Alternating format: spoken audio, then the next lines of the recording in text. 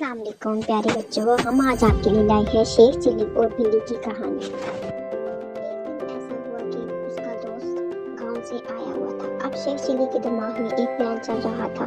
उसने 2 बिल्लियां खरीदी, एक बिल्ली अपनी बीवी के पास छोड़ दी और एक अपने साथ ले गया। वो जब खेतों में गया तो वो अपने दोस्त को भी साथ ले गया।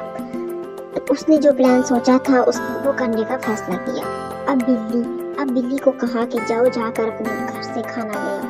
बिल्ली तो भागी। उतने में बीवी उसके खाना लेकर आ गई और साथ में उसकी बिल्ली भी थी।